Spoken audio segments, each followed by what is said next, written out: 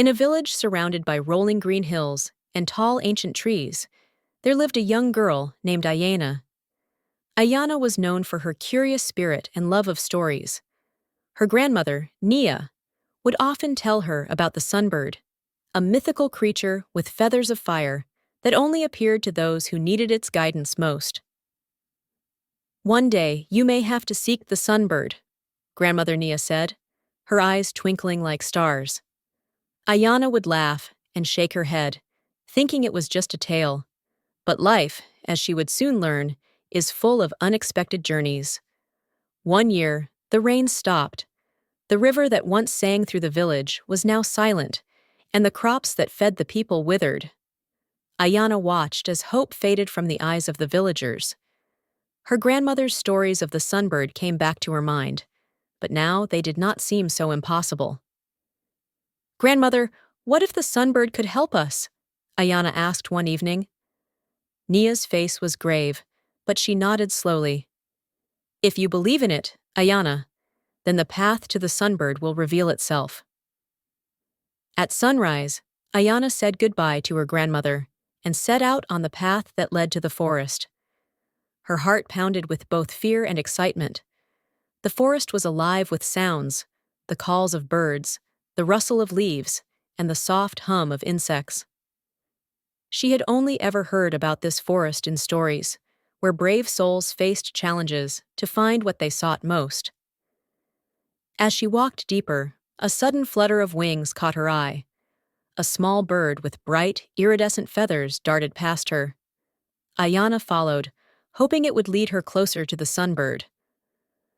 Soon, Ayana found herself in a part of the forest where the sunlight barely reached.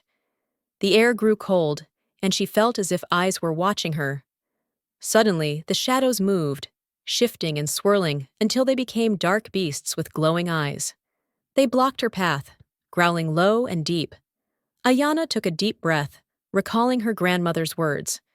"Courage is not the absence of fear, but the will to face it." With a steady voice, she spoke, "I come with hope for my people. Let me pass." The beasts paused, their eyes narrowing as if weighing her words. Then, one by one, they sank back into the ground, leaving the path clear. Ayana's heart raced, but she felt stronger now.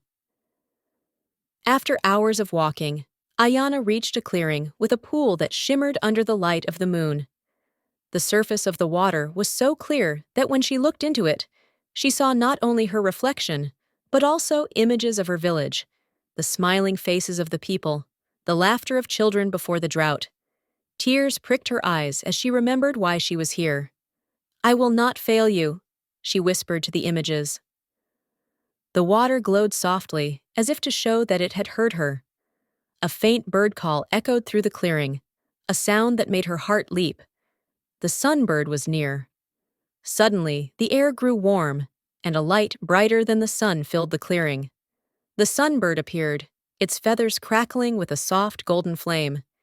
It looked at Ayana with eyes that seemed to hold the wisdom of many lifetimes. "Why have you come, little one?" the sunbird asked, its voice deep and soothing. Ayana's voice trembled, but did not falter. "My people are suffering. I need your guidance to bring life back to my village." The sunbird nodded, spreading its wings wide. "Bravery and love have brought you here. Take one of my feathers, plant it in the heart of your village, and life will return." With great care, Ayana took a single feather from the sunbird. It felt warm and pulsed with energy. Ayana ran through the forest, the light from the feather guiding her way. When she finally reached her village, the people gasped, their eyes wide with hope. Without hesitation, she knelt and planted the feather in the dry earth.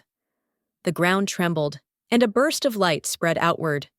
Shoots of green sprang up, and the air filled with the scent of fresh rain. The river began to flow again, and the villagers shouted with joy. Ayana stood up, breathless and smiling, as tears of relief streaked her face. Grandmother Nia stepped forward, her eyes wet with pride. "The sunbird has chosen well."